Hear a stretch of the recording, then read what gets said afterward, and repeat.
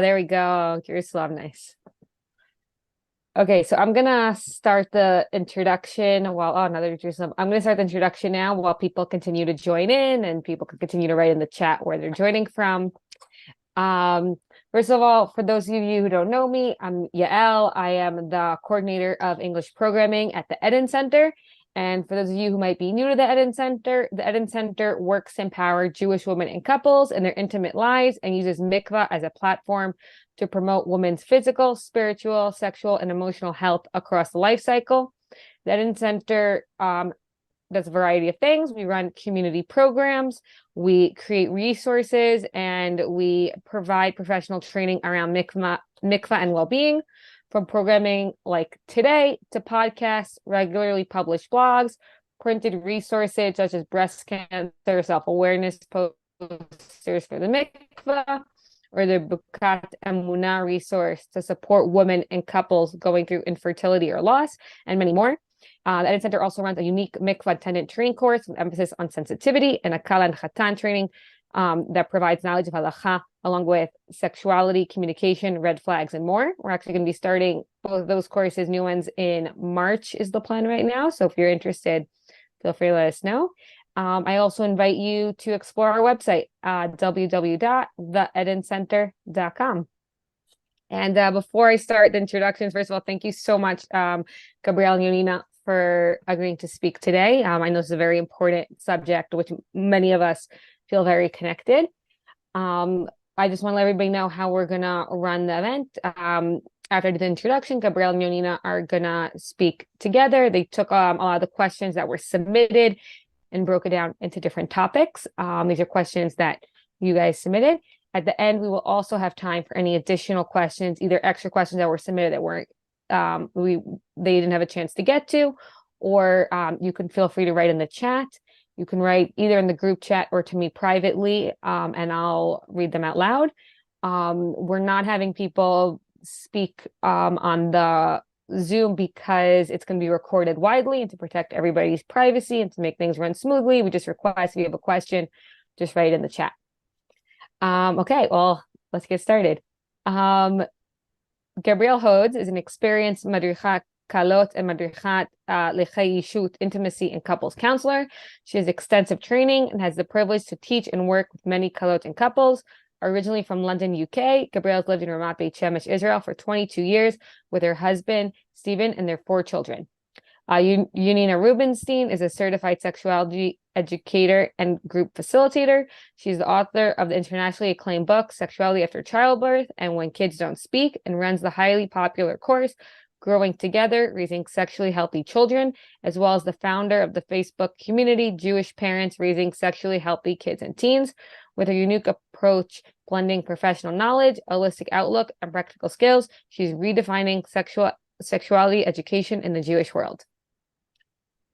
Okay, take it away. Okay, very excited to be here today. I mean, I think I would be much happier if we would be talking about a different topic, but this is our Metziut, and there's clearly a huge bikush, a huge need.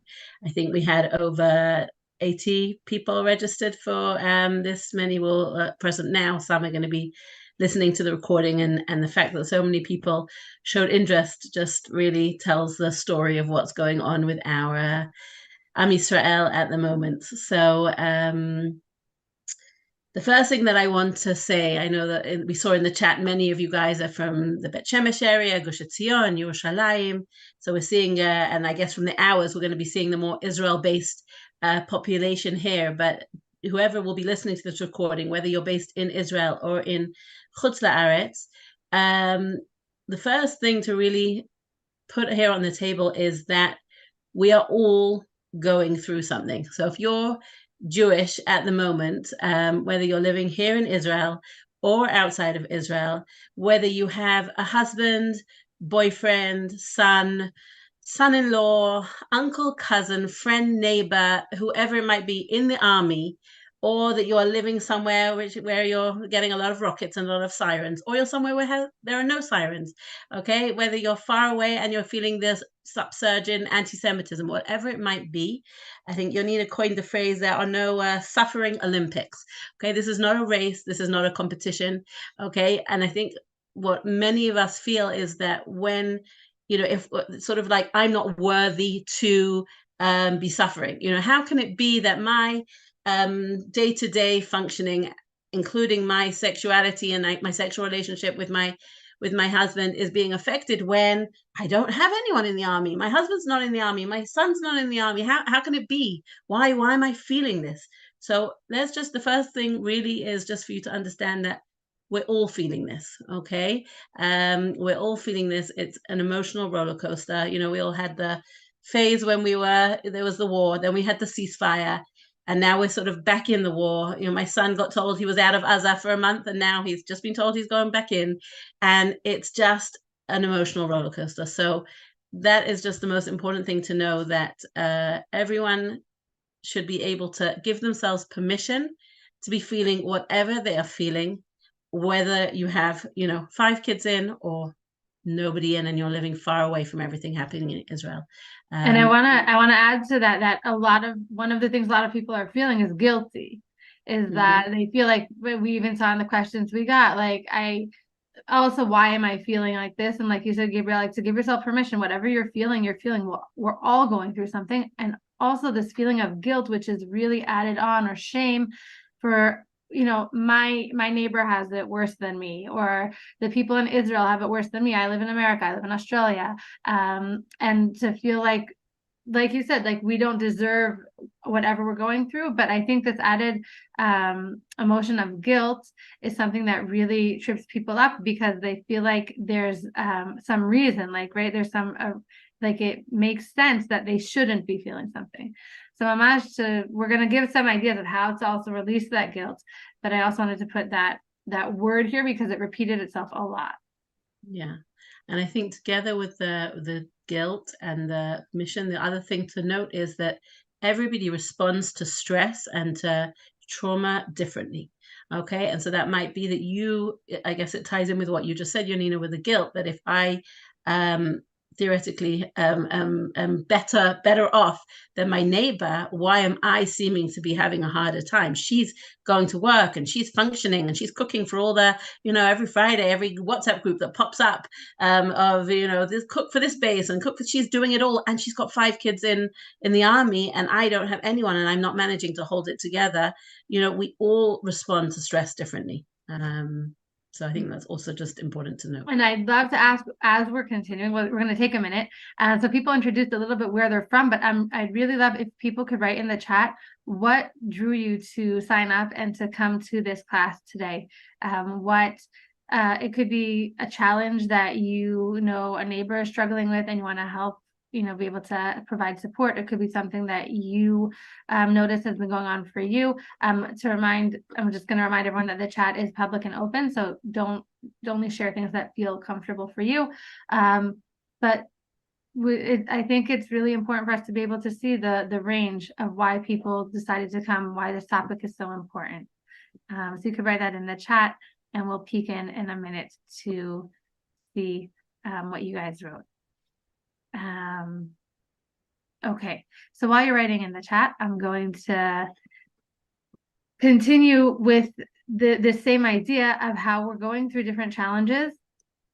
And I want to say something which might sound alarming in the beginning, or kind of take away hope. You might say, like, we came here to get strength and to get tools, and you're depressing us now. But we're all going to face challenges that are related to our sexuality at some point in our life. Okay. So like Gabrielle said, some people maybe now are feeling like, in this war, at this period, maybe I'm not really struggling, right? For some people, they're feeling they haven't faced any challenges until now, and they're struggling a lot. For a lot of people, the war has kind of magnified things that were going on before. So if someone was struggling a little bit with desire discrepancy in the relationship, where one partner had more desire and the other had less, now all of a sudden it feels much more acute or much more extreme.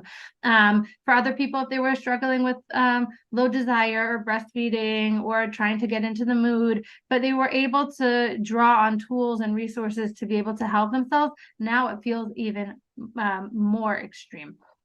And so we've been getting a lot of questions, and we've been seeing a lot of challenges that are coming up for people. I see that the chat is still quiet, so I guess people are prefer to keep it to themselves for now.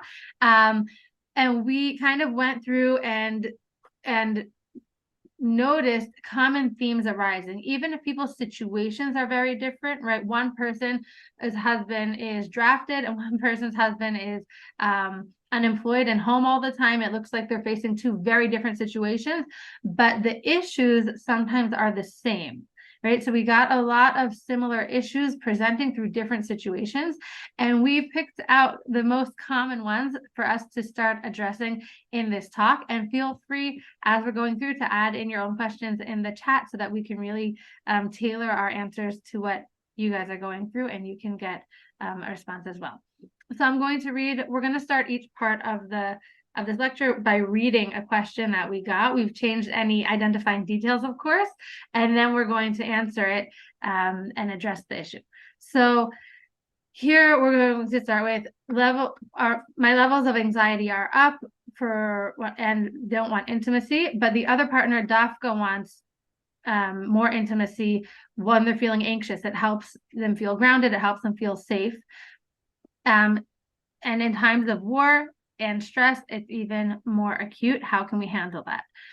And another question with a similar issue is, I feel guilty. I feel very like I'm one of the lucky ones. My husband is home, not in the army. I don't have kids in the army. A good marriage. I'm not reading the news, right? So they're putting boundaries. They're trying to address that, but still my libido has almost disappeared and I feel numb. I'm so tired at night, and this has only started since the war began. So for some people, like we said, they had anxiety before and they have different ways of handling it. One partner, Dafka, doesn't want intimacy when they're feeling anxious. One partner wants extra intimacy. And another situation where there wasn't an issue before war, and since the war started, there's no libido, just very numb and tired. And it's not related to necessarily what we would think are like outside nitunim, right? That they see like, oh, my husband's in the army. No, even people who have a good marriage, who aren't reading the news, who are taking care of themselves, are facing these issues. Okay, so I'm going to talk a little bit about the effect of stress and trauma right now, because that's really what we're seeing come up in these questions. And then Gabriel's going to give some practical tools. So I want to give words to what we're going through right now. In the beginning of the war, after October 7th, when we had just a huge wave of information and terrible, devastating, and horrific news and information and images and videos out there, which we were all trying maybe to not watch or yes watch or debating. There was a lot of trauma, right? A lot of what we call secondary trauma, which is, even if we weren't there, hearing about what happened creates something called secondary trauma. And people who had previous trauma being re-triggered, people who experienced sexual abuse in the past being re-triggered, and people experiencing just a lot of trauma around the initial event. Since that happened, trauma has continued to go with us. And we've also entered a state of what we call chronic stress. Okay, in our modern day life, we all live with a very high levels of stress, but now in the war, they're even higher. And stress affects every level of our systems in our bodies, in our psyche, on an emotional level, in different and negative ways.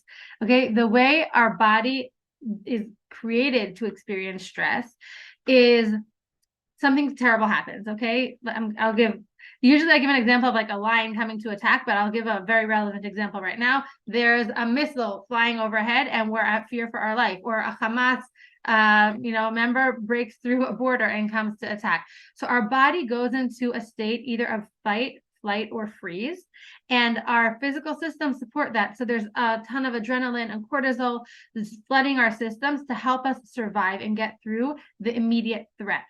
And then what naturally we would like to happen is the threat passes and we are able to release the stress from our body, right? So the Mechabel tried to attack us, we ran away, he was killed, and then we were able to celebrate, hug our loved ones, take deep breaths, shake it out, and go about our normal lives. The missile flew overhead, the Iron Dome, shot it, we went into our mamad, and then we came out and we were able to relax.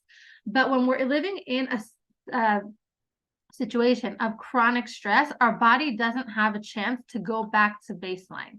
And then we're living with elevated levels of cortisol and adrenaline in our body for elongated periods of time. And it has a very negative effect on all our systems, on our immune system, especially now it's winter, right? So our immune system, our appetite, our sleep systems, our digestive system, and our sexual response system as well. When there are elevated periods of stress and trauma, most people are going to experience very low desire. Okay, there is a percentage of people who experience hyperarousal as a result of stress, but that really is, if I remember correctly, it's between 15 and 30% of people. Most people in times of stress and chronic stress especially will experience like breaks, shutting down their whole desire system.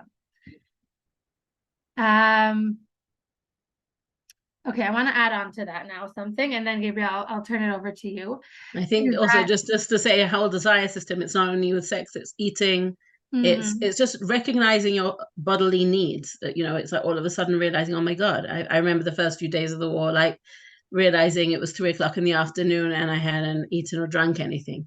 So it's going to the bathroom, it's sleep, remembering to sleep, being able to sleep. It's all of those things, I think. Yes, 100%. Okay, and so now I want to tie in something that Gabriel said in the beginning, which is that the stress affects us each differently. So we spoke about in terms of how it affects our body, but it also affects us differently emotionally.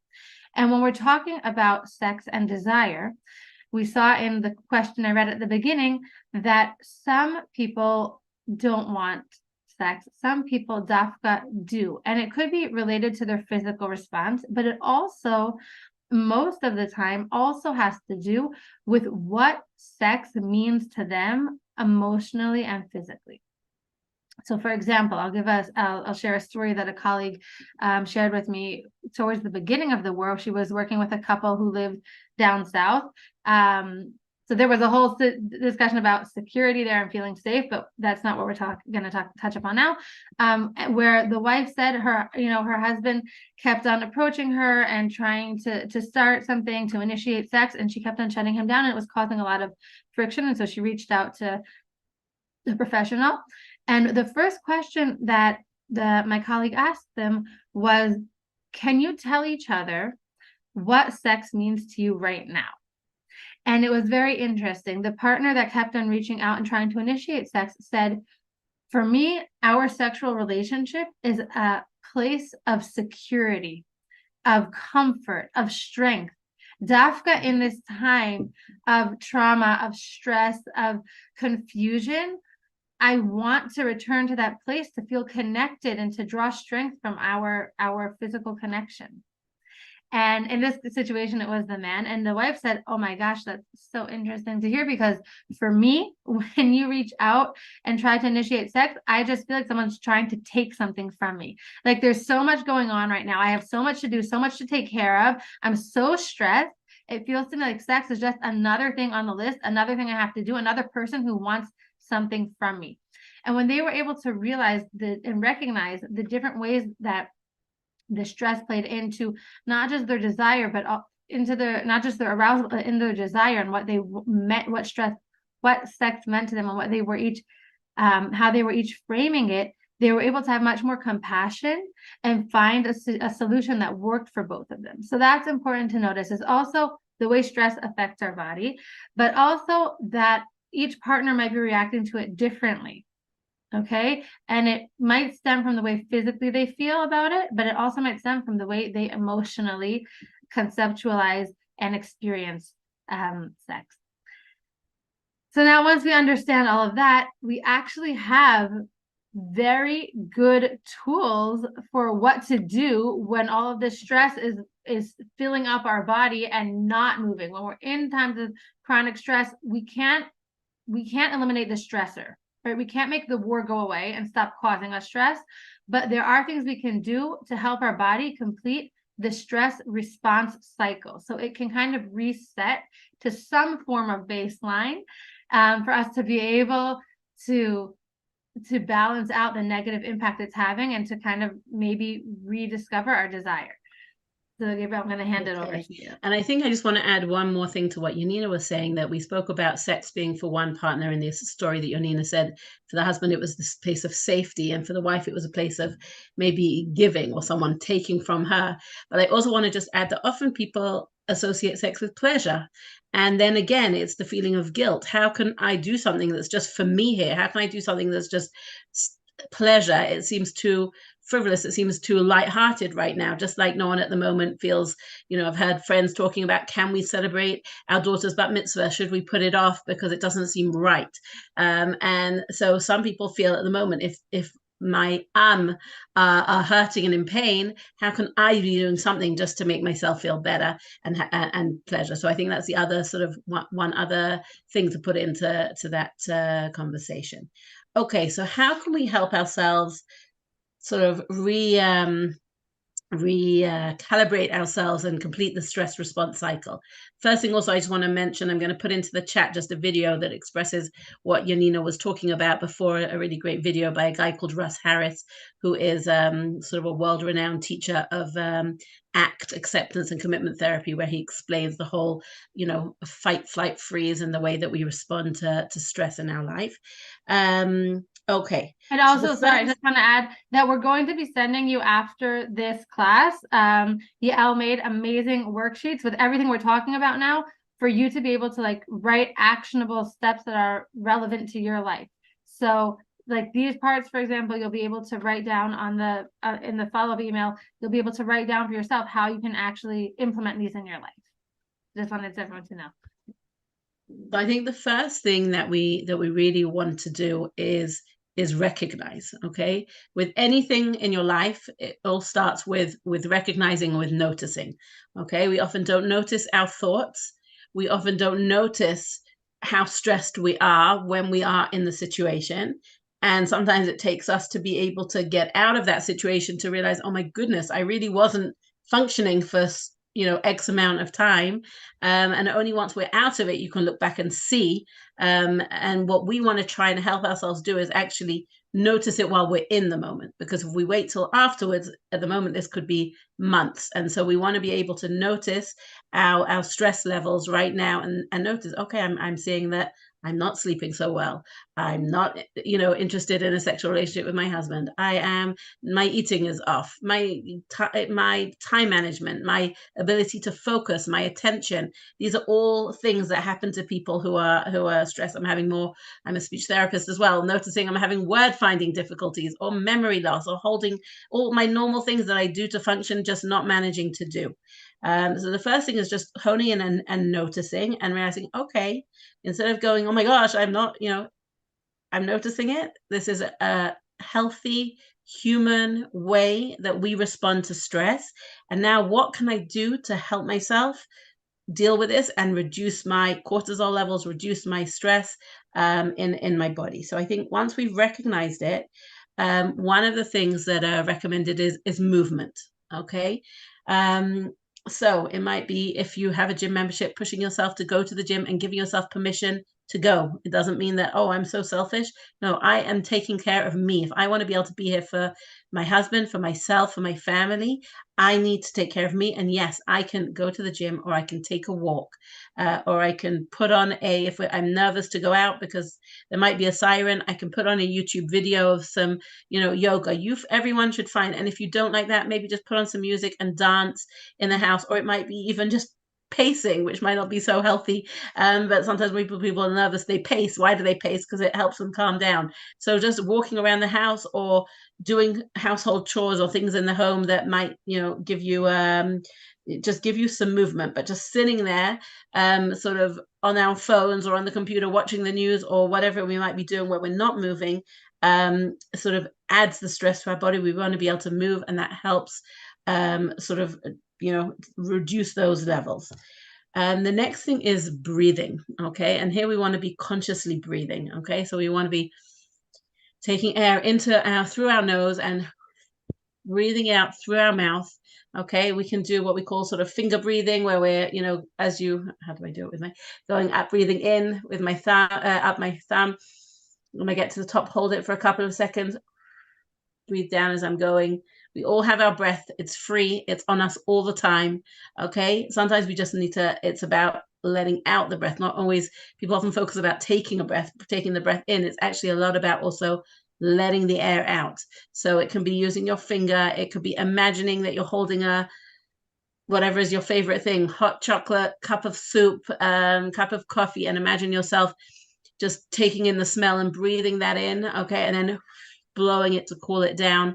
Take whatever image you might want. You might want to be imagining, I don't know, if Havdalah is a time that brings you comfort. Some people, Havdalah is stressful as they think about, oh my gosh, the week to come. For some people, it's a good time. You can imagine smelling the basamim and blowing out the candle. Often the image of using some visual imagery while doing the breathing, some people find very, very helpful. I want to jump in and add that all of the things that we're talking about to complete the stress response cycle, you can do on your own to prepare for a sexual encounter, right? If you want to have sex, but you feel like you're too stressed, and you can also do them together. So if we're talking about movement, that could mean if your husband just came home for an after and you have a few hours together and you're like, how am I going to be able to get into, the mindset? Or if your husband's home all day because he's unemployed or working from home and you want to move from that, day-to-day being together all the time into a more romantic or sexual mindset, there are things you can also do together. So notice what is helpful for you either to do on your own, or you can go on a walk together, you can dance together, you can do breath work as a couple. So like sitting face to face and trying to synchronize your breathing is a fun one, or doing belly breaths, mamash, like hugging or lying stomach to stomach and breathing deep into your belly and feeling it go up and down together. And the rest of the things that Gabriel is going to go through now are all things that we can creatively think, is it more helpful for me to do on my own and release stress, or maybe to do a shilub, like a combined, do a little bit on my own and then do things together to help release stress? Because everything we're talking about now, I think this session is for women, but the men are going through it as well. Okay, men are also experiencing stress. So being able to recognize that there are things we can do together as a couple is also really important. Yeah, for sure. And I think, again, it's depending where we're going back to that thing, and we're all in different situations, whether it's husbands in or sons in or other family members in, it's going to really impact what Yonina was saying. It might be sometimes that we need to just be doing this to keep our nervous system relaxed. And that will then enable indirectly us to be able to be in a state where we might be more, in touch with our libido and be in a mood where we are more responsive to being together sexually with our husbands. But it also might be about, okay, I need to prepare myself because I know my husband's having an after and he's coming home. He's been told he might come home in the next 2 hours, but it also could be that I might be disappointed and it might not be 2 hours, it might be 5, or it actually might be tomorrow. And there's so much choser vadaut, there's so much sort of how do you say choser vadaut in English? Unknown and unpredictability at the moment that sometimes we need to do what we're talking about now, not all of it every time, but parts of it at different stages. And then at the point when we are together, how we using some of these techniques, exactly as Yonina said, to sort of transition and to have a joint experience together and to be enjoying it together. So moving on from, we spoke about movement, we spoke about breathing. The next thing, sort of one of the proven ways to reduce stress is social interaction.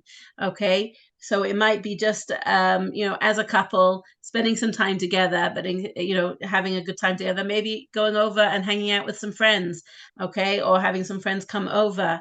Again, not everyone's feeling like they want to go out to restaurants or bars or doing actual things, but just inviting some people over, having a good time together, schmoozing, also just creates sort of shared experience, and definitely friendly social interaction is something healthy. And then that leads me into the next one, which is laughter, and being able to laugh together. So this might be laughing together with friends or laughing together with your spouse, and it might be that at the moment it feels like there's nothing to laugh about, so it might be reminiscing, literally actively choosing to pick up and remember some funny moments that you've experienced as a couple or with your family members.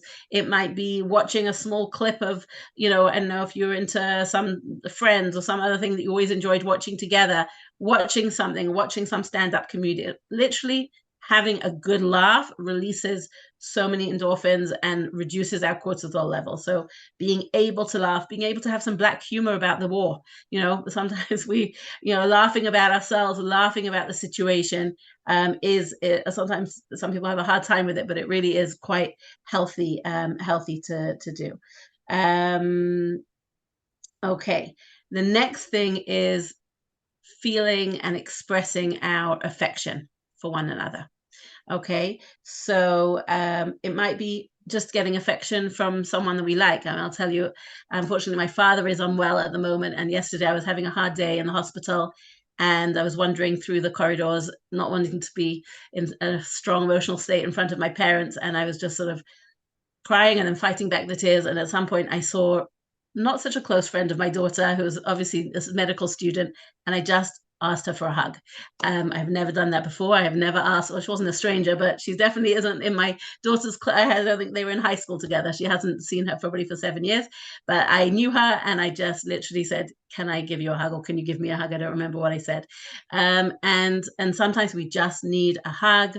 We need sort of that affection from someone. It might be verbal, it might be physical. We know that there's research saying that a 6-second hug is healthy. So being able to see your husband who comes home from the army or comes home from work or has been sitting in his office at home all day, and you're like, we're together all the time, but then stopping and having that moment where you can look into each other's eyes for a certain amount of time, can give each other I think it's a 6-second hug, or I think it's a 6-second kiss, or a 20 to 40-second hug, where you are consciously doing what you're doing to connect and to feel the warmth and feel the security and the embrace and the love of another person.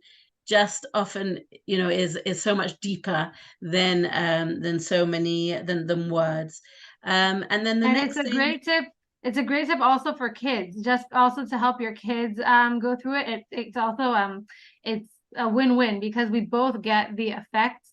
To hug your kids for 20 to 40 seconds. I have a friend who has mandated hugs once in the morning and once before bedtime. She says, I don't want my kids to touch me at all throughout the day. I'm overtouched, I'm overstimulated, but I know that we all need physical affection, and 20 to 40 seconds is what research shows is when the hormones start, being released. So every morning before they go to school and before bed, that's when they can touch me. But Mamash, that's a really important tool. Yeah.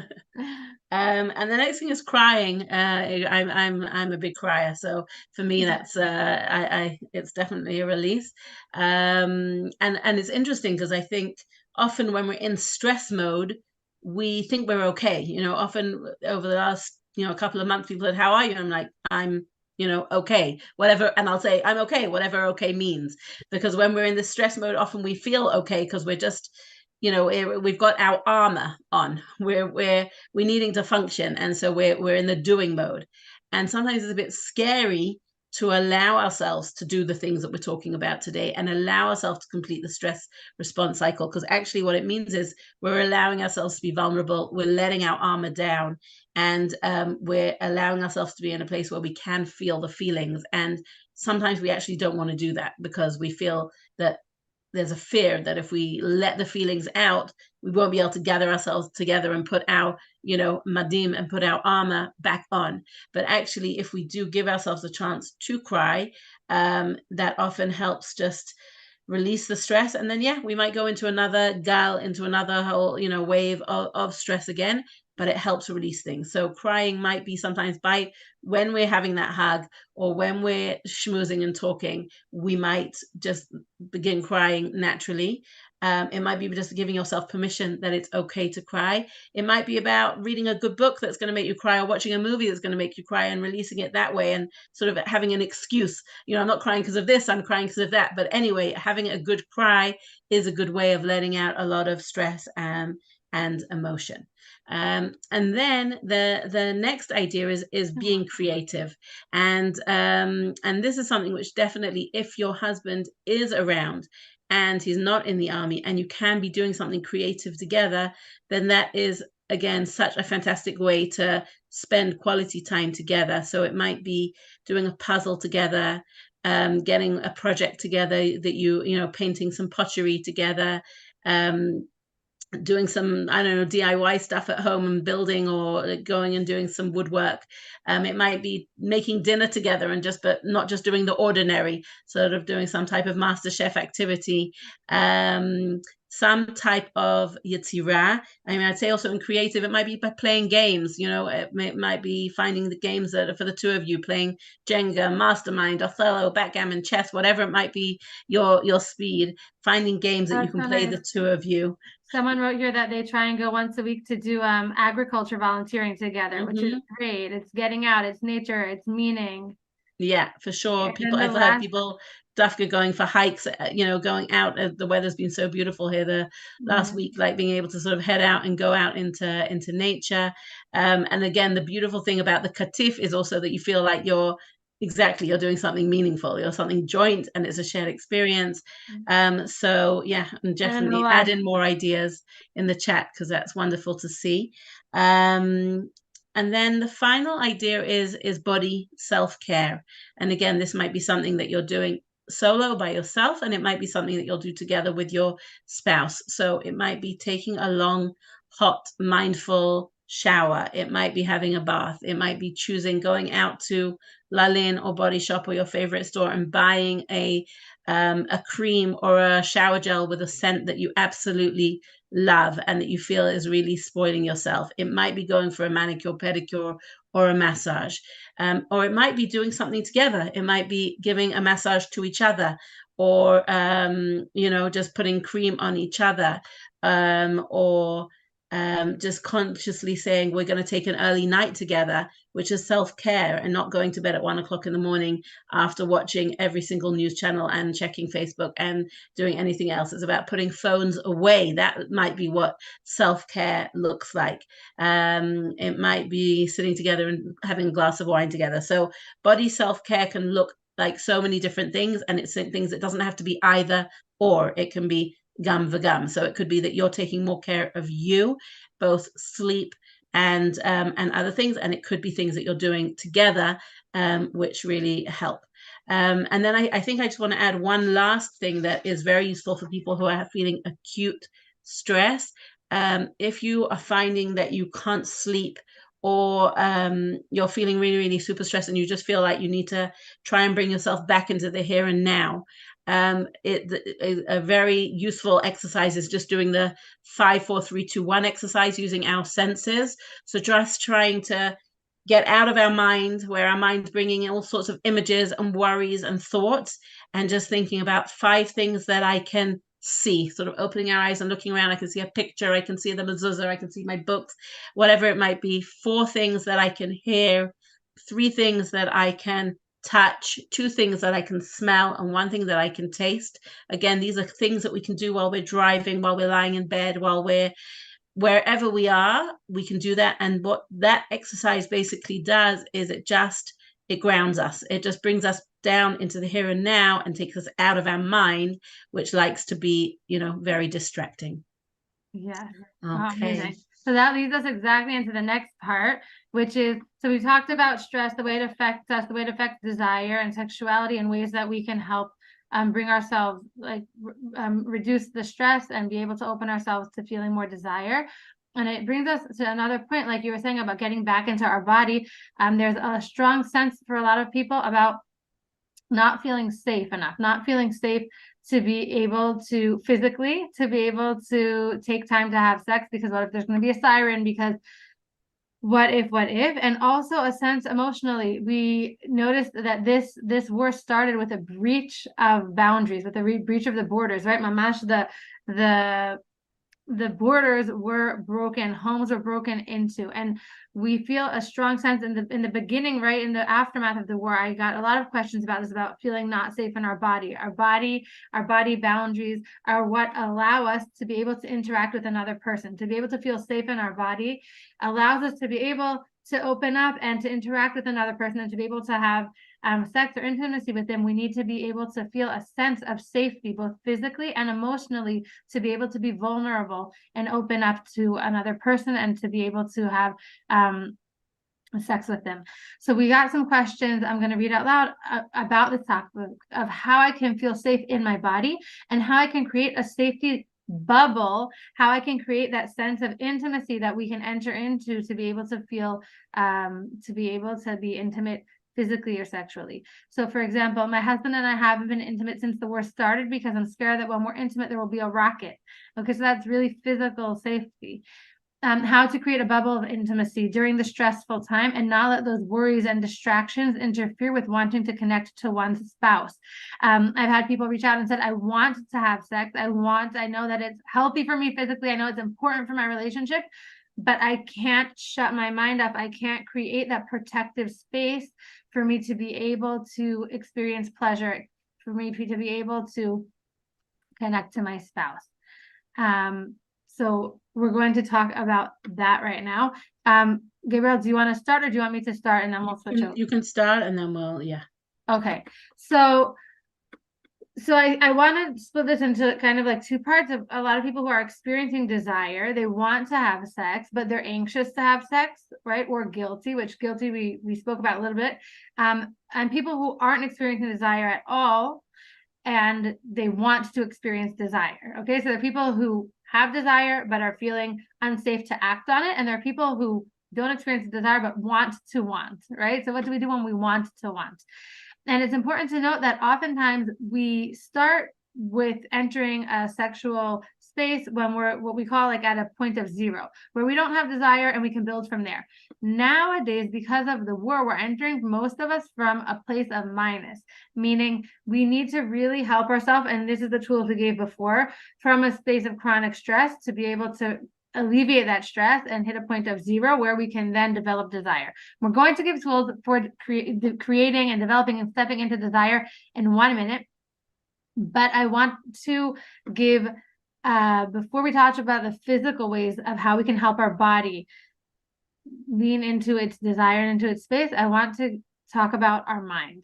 Because we know a lot of times when we think about desire, we think about something that, like a thunderbolt that strikes us, and we have desire, we have passion. We see, like, I've heard from a lot of women whose husbands come home from the army. They expected to see their husband, who they've been missing and yearning for and longing for the whole time he's been in the army, and they expect to see him and to be struck by this desire and passion to have the best sex of their lives. But what happens oftentimes is they see him and there's some sort of disconnect, either because of other things that are coming up or because their body isn't responding. So first of all, the first step to do, and we spoke about this already, but we're going to just give it a little bit more explicit permission, has to do with our mind, is make a decision that we not only are allowed to have sex, right? Like we said, to let go of the guilt for, but I don't have it as bad as everyone. My husband is home all the time. I don't have family members in the army. My husband is in the army, but he's come home more often than my neighbor's husband. I live in America. I live in South Africa.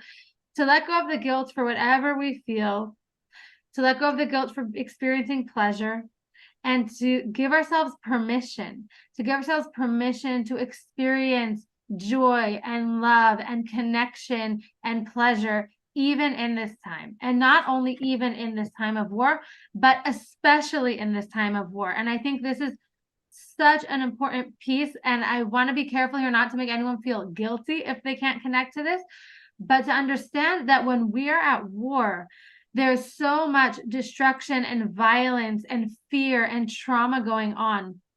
One of the best things we can do for our nation on a national level, for our family, for ourselves, for our relationships on a personal and individual level, is to increase pockets of time, of space, where we are creating, where we are choosing to step into pleasure and joy and connection. The best way to combat or to heal the disconnect and the violence is to increase peace and connectivity. And we know that one of the euphemisms for sex in Jewish texts and sources is shalom bayit, to create shalom in our home, to create a connection between masculine and feminine, between man and wife, to be able, as much as possible, to experience physical pleasure together. It's not just something we're allowed to do. It's something that is important to do. It's something that is so important. We know throughout history, we're about to have Hanukkah, which is a holiday which celebrates Dafka in the times of the deepest darkness, both in terms of like the Jewish calendar, even though the weather here in Israel is very nice right now, but Bikaron, we're supposed to be deep in winter right now, in darkness, in times of war. What we do as Jewish people is increase light, increase connection to our home. Hanukkah is all about Ner Ishu Beito, about the family, about our home. And Gabriel also brought the beautiful midrash of during the Nashim Tzidkaniot, right? Yeah. We talk about the Nashim Tzidkaniot Nigalu, Bnei Israel Mitzrayim, that at the time when the men they were avadim, they would take out their mirrors. They talk about the kior being built from these mirrors of the women in Mitzrayim, who would take out their mirrors to make themselves beautiful, so that their husbands would want to be sleeping with them, and then they would be getting pregnant, and they would be carrying on the Am at a time when there was no hope and no one really wanted to be either being sexually intimate or be bringing new life into the world. And I think that was something that I really thought about now. I've often heard that, and now living through this war, really feeling that people are talking about, what sort of world am I bringing someone into, or that feeling of us really needing to celebrate life. So when people are debating, should I be having my child's wedding? Should I be having a bat mitzvah? Should I be doing? Yes, this is our job. Okay, we need to be able to be celebrating living life, and being together and being sexually intimate with our husbands is part of that.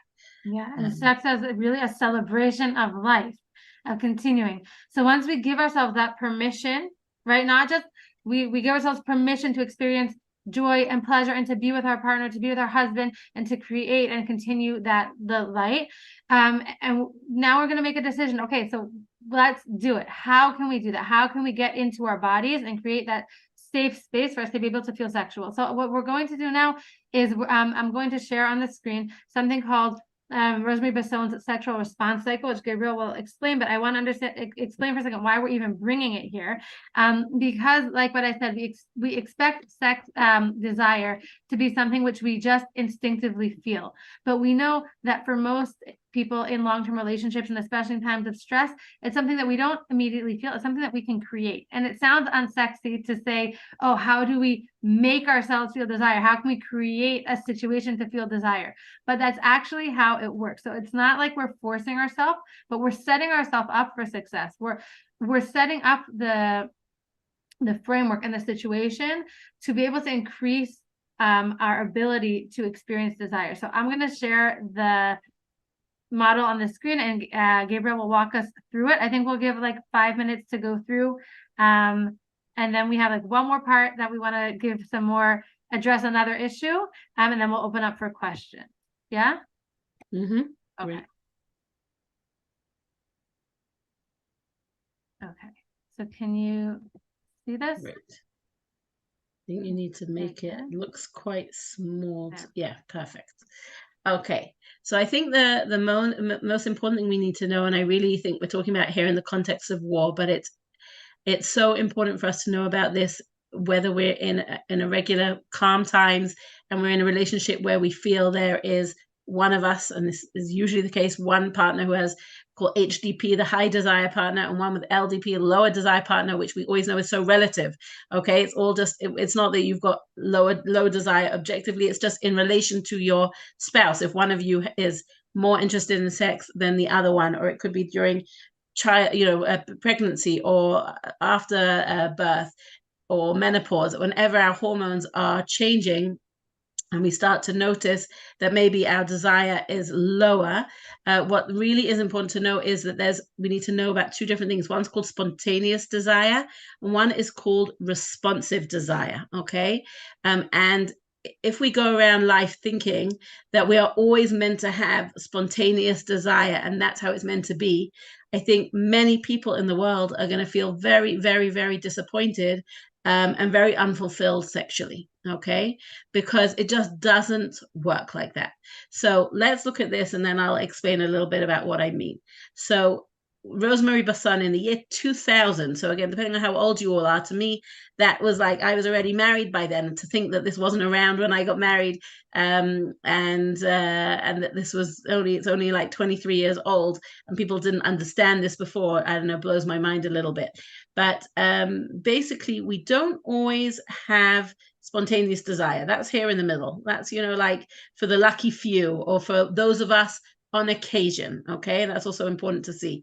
We all differ from day to day, from tukufa to tukufa, from age to age and stage to stage. So sometimes there's spontaneous desire, but usually we can start ourselves off anywhere, by the way, on this model. But let's start off with emotional and physical satisfaction. So when we're feeling emotionally safe and physically safe in a relationship, that might create sexual motivation, okay? And we need to be willing to find or to be receptive to sexual interaction, okay? Sometimes we need to be presented with sexual stimuli in an appropriate context to create the desire, okay? All of this processing is going to be affected by our arousability, okay? But so again, if we were speaking, Yonina was talking about being a minus, it could be that now during stress, our arousability is not at 0, it's at -20, but that doesn't mean that we can't get to 100, okay? It just means we might need to invest more. And I use the word invest, not work harder, because to me, work always sounds a bit like a drag, but investment, we're all happy to invest. We're happy to invest money to let it grow. We're happy to invest in our relationships. So it doesn't mean that just because our arousability is super low at the moment, we can't invest and make ourselves more aroused. We can do that, okay?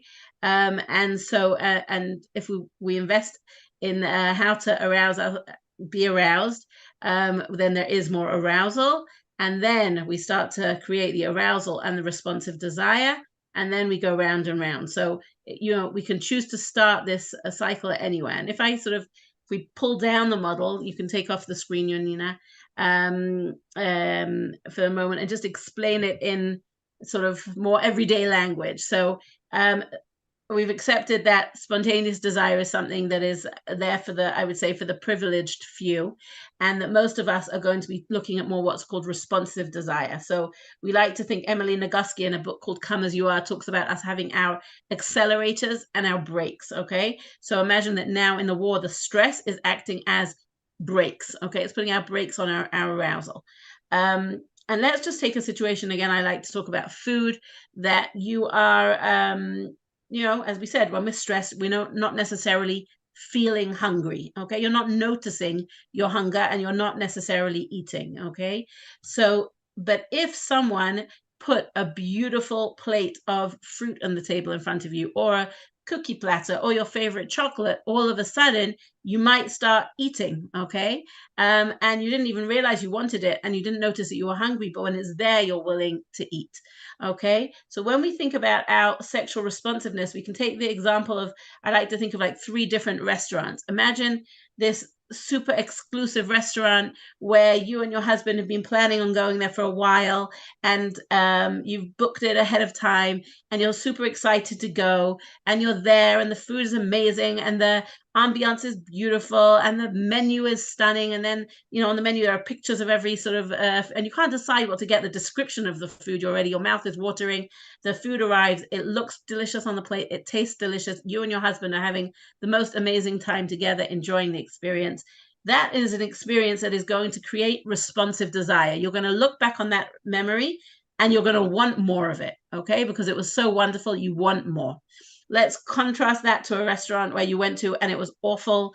The food, nothing that you wanted was on the menu. When they brought you the sort of food that you didn't really want, it was cold, it had a hair in it, it was disgusting. You just left in the middle, you didn't want to carry on that. That is going to put on your brakes. You do not want to go back there. That is not an experience that you found pleasurable. You do not want to go there.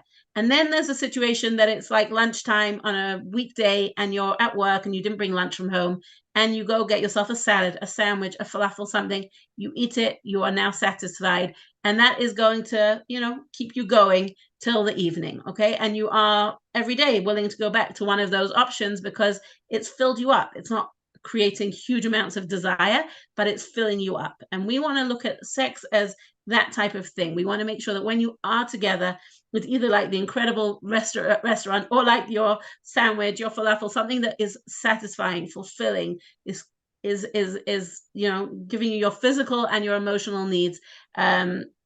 We want to make sure that sex is doing those things. And if it is, then even when we have no spontaneous desire, okay, if we know that when we're in the situation is good, we can think, what can I do to put my accelerators on? What can I do so I can put the gas on? What can I do to help me get into a place where I want to do that? So it might be about putting it on the table, okay? It might be about scheduling it, okay? And Yonina will go into more sort of ideas. It might be, and that sounds so unsexy, like Yonina said, but it might be saying, knowing, okay, we're going to be together on Wednesday evening. Okay, if we know we're going to be together and we want to be in a place where we don't just sort of stumble into the bedroom and end up there because it's another thing to check off the checklist, but we actually want to, get ourselves in the mood. There are so many things that we can do to get ourselves in the mood.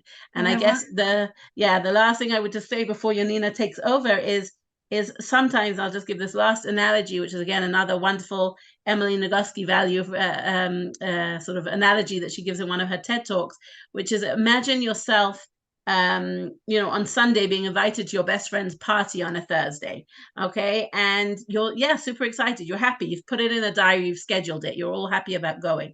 But on Thursday, you've got a bit of a migraine, you've had a hard day at work, you just want to come home and go to bed, and then what? But you've committed. She's your best friend. It's her birthday. You have to go. So what do? You come home and you take a shower. You put on a pretty dress. You put on your makeup. You still would rather be at home, but you're steadying on the motions. And then you get in the car and you put on some music, and maybe you speak to a friend who lightens your mood, and you're already feeling a bit better. And you get to the party, and there's your friend, and her face lights up when she sees you. All your other friends are there. You have a great time. There's good music. There's good food. You end up leaving really late, and you actually ended up having the best time. So there was no spontaneous desire. You did not want to go. Okay. You went because you were committed to your friend and you wanted to make her feel happy. Okay. And you also wanted to make yourself happy because that's a value. Friendship is something that you value. So you went, and in the end, you had a wonderful time. That is a great analogy for lack of spontaneous desire, but responsive desire. In the end, there was pleasure there. And she said, sometimes, couples, you just need to put yourself in the bed.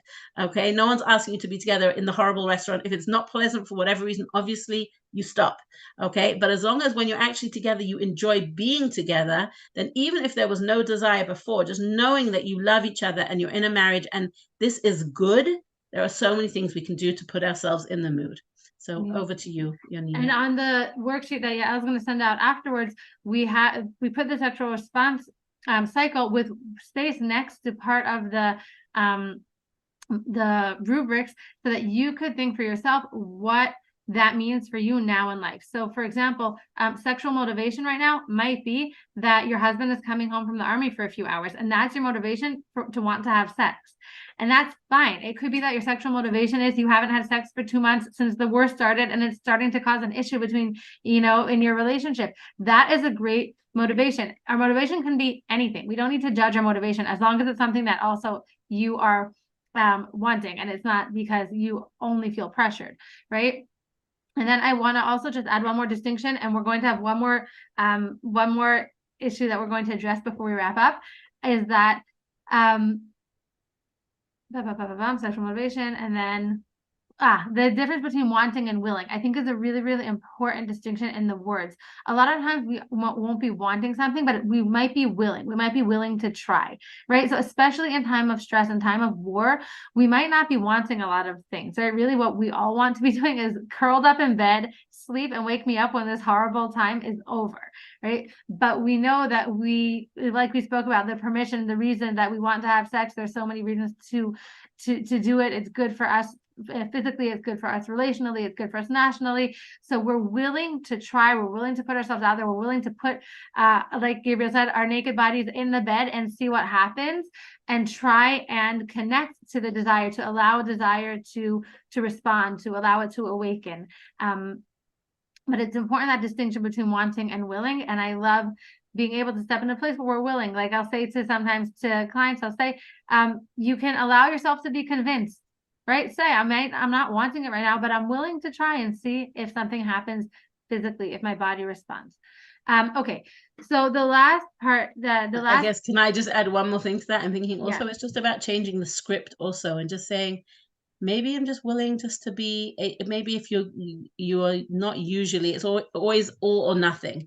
That it's like, if we're going to be sexual, it means we're going to be going all the way, all through all the steps, foreplay, and then having sex. Maybe you can just be willing to just be able to enjoy hugging and kissing. And maybe that will, because the pressure is off and you have sort of agreed just to be, intimate, but intimate only to a certain degree. Actually, then when you're at that point, maybe you'll discover that you actually want, a little bit more.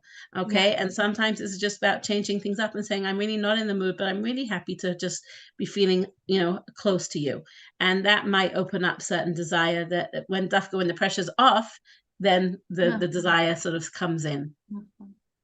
Okay. So then the last question we're going to read out loud, and then you're welcome to add more questions in the chat when we get in a minute, is relate to Dafka when there's a spouse serving in the army, but this can relate, but we'll tie it into other situations as well. So the question is, after a spouse comes home from a stressful situation, such as being in Gaza, what can we do to help them while being at home?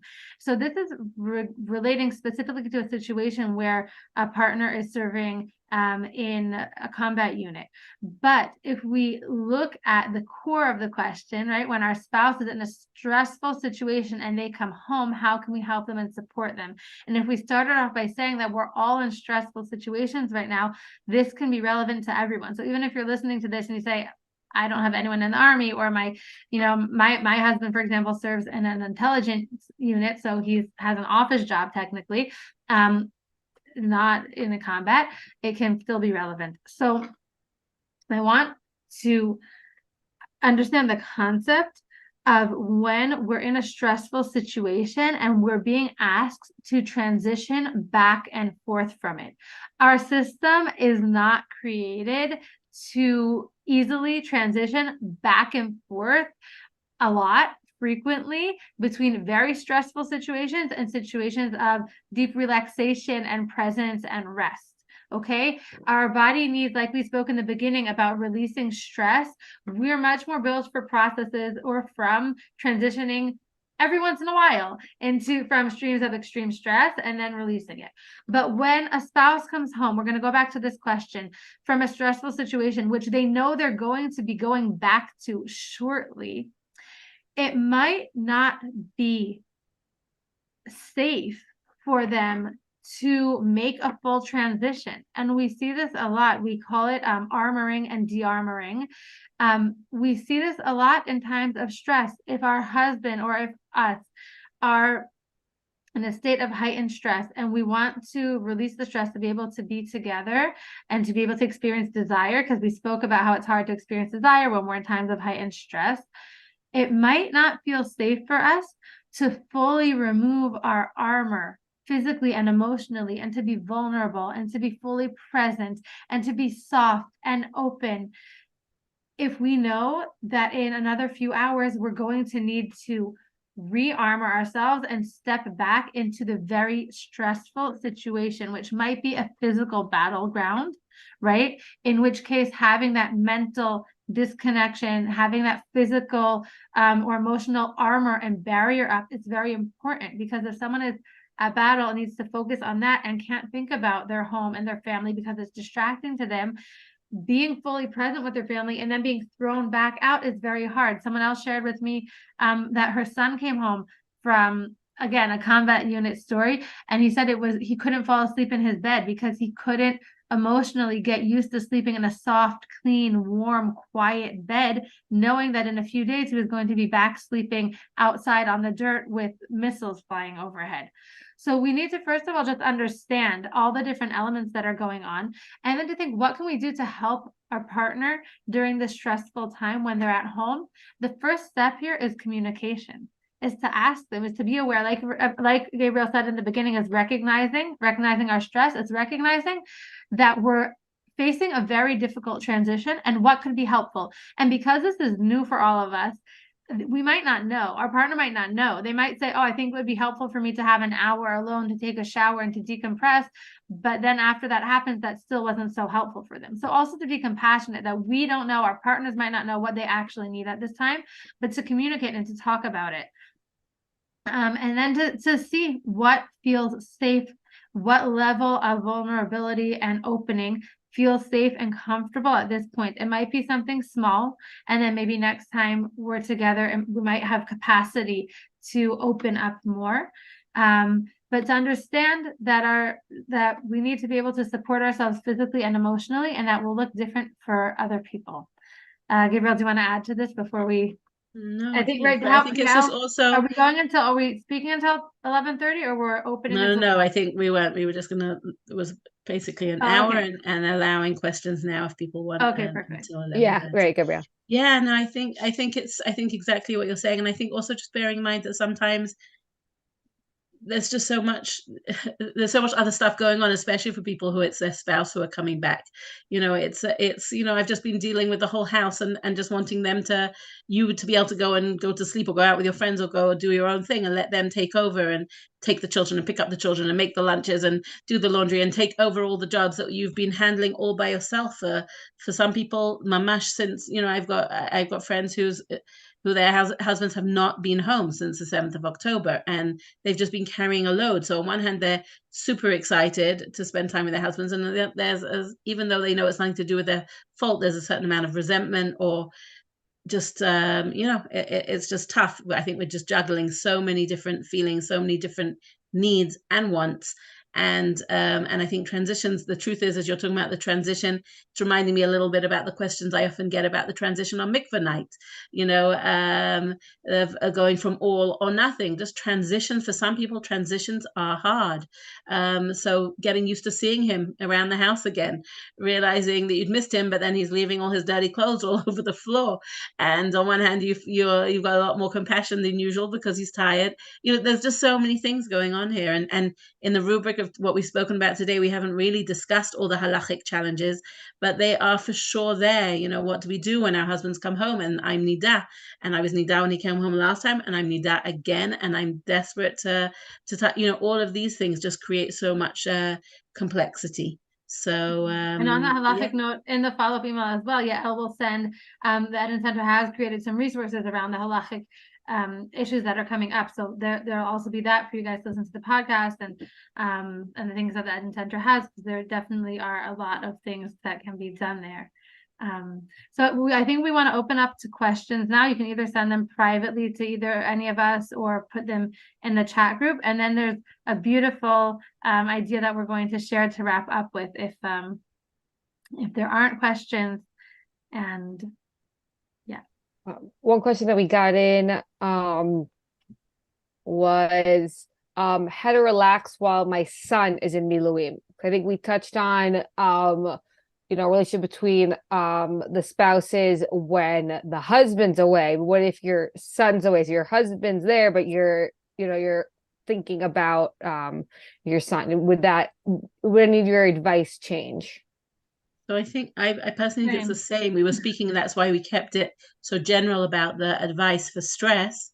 I think it's really the same. I'm in the situation where it's, for me, it's my son, and I'm, or it's my friends, generally it's their sons, not their husbands, and all the things we spoke about, the breathing, the movement, the it might be that you feel the need to do more of that. If you feel that your husband, that's why we just have that conversation with your husband. Is your husband feeling the same level of stress? Is he responding to the fact that your son is in the army in the same way?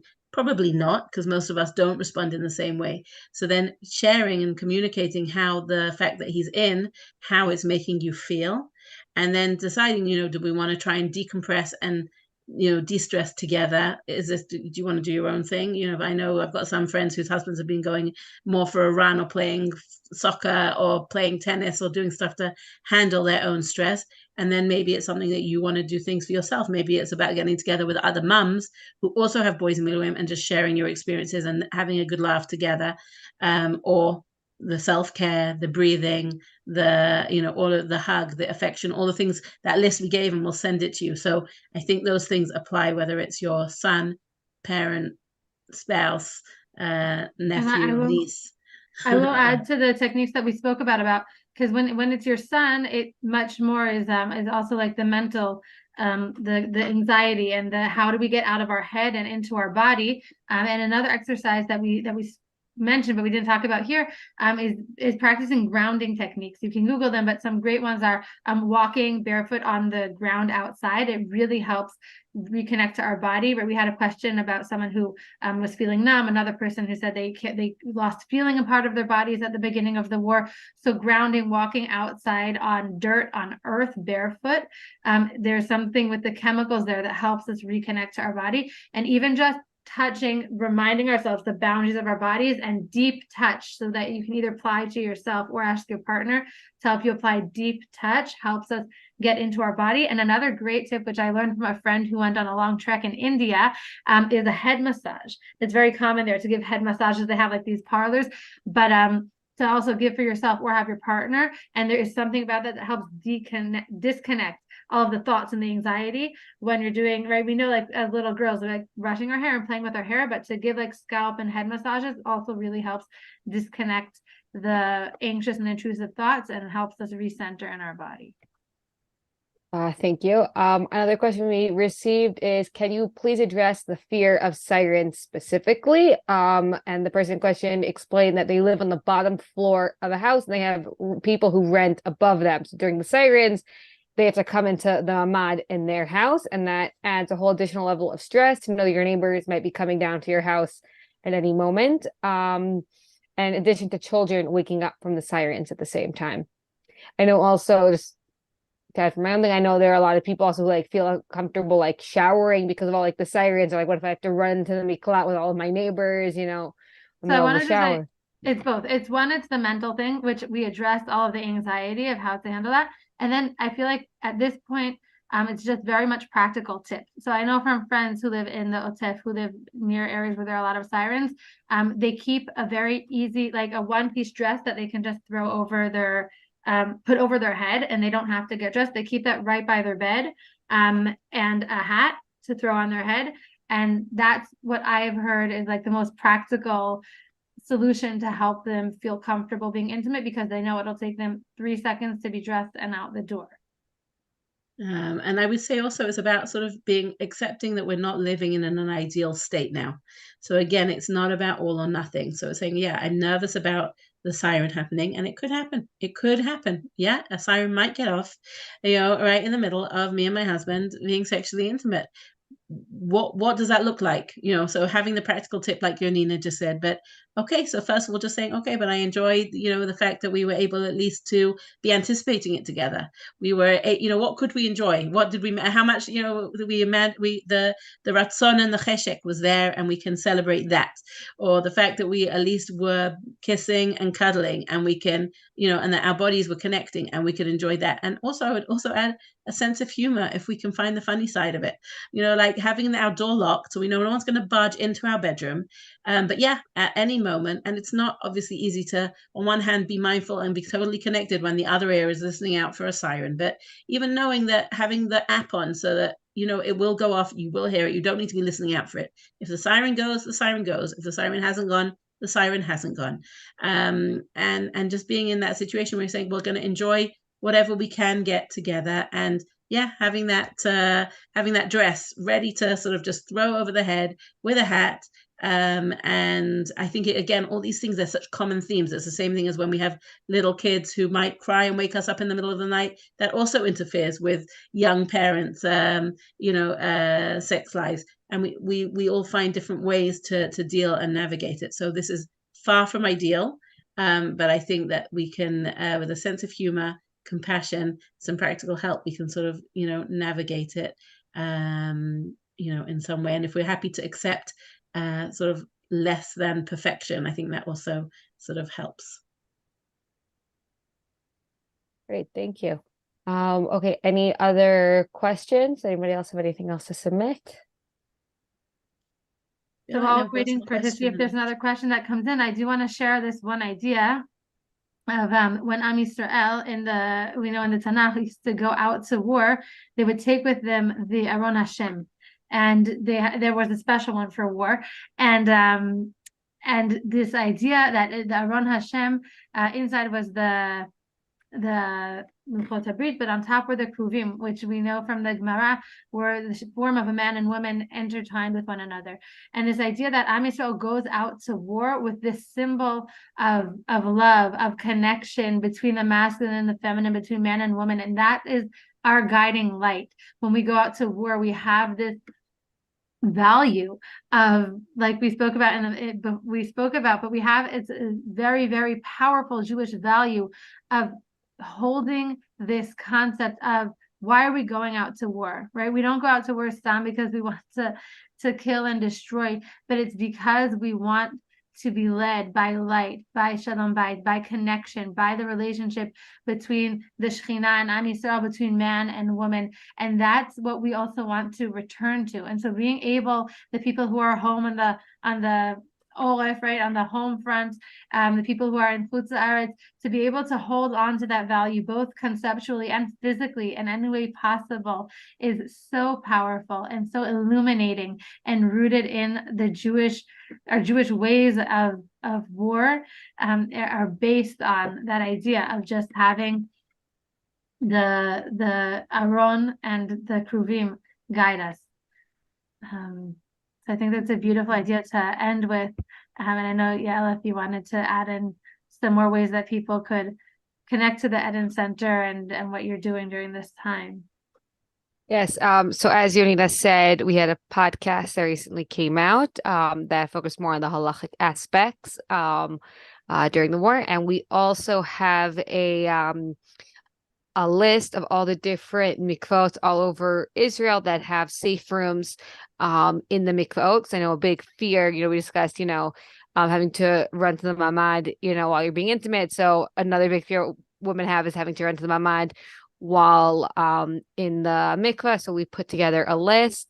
Also, another initiative we've been working on is we've been putting together taxis, payment for taxis for women, for balaniot, who it's either they're too scared to walk late at night by themselves, or if their kids are home alone, so they have to get home quickly, so they prefer to take a taxi, and we're accepting donations for that as well. I'll send out everything in our in the follow-up email with the recording and the worksheets that we discussed. We also saw that a question just came in about any foods that one should either avoid or encourage. I can't say that I know anything. Yonina, are you aware of any foods that avoid or encourage eating that could help?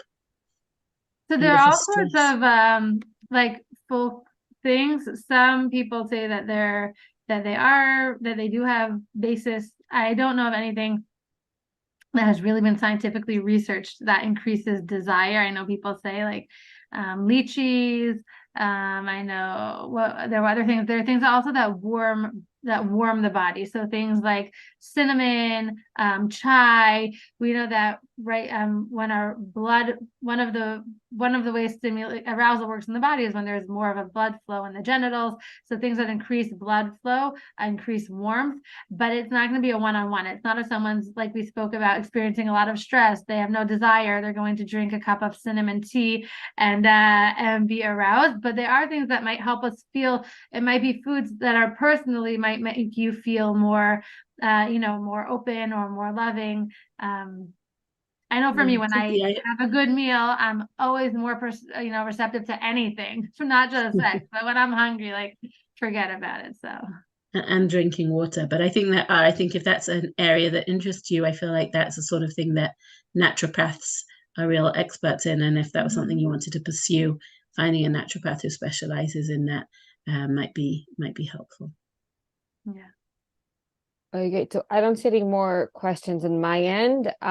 So thank you so much, Gabrielle and Yonina, for speaking today. We really appreciate it. And thank you, everybody, for attending.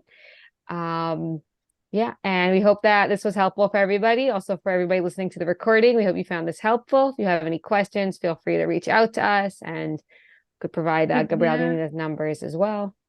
Okay, if there are people who want to listen to the recording but didn't register, can they still sign up after? Yeah, but Okay. they're not going to see this message. No, but if people who are watching here and want to recommend it to their friends, yeah, they can. Okay. Yeah, anybody registers will listen to the recording as well after. Amazing.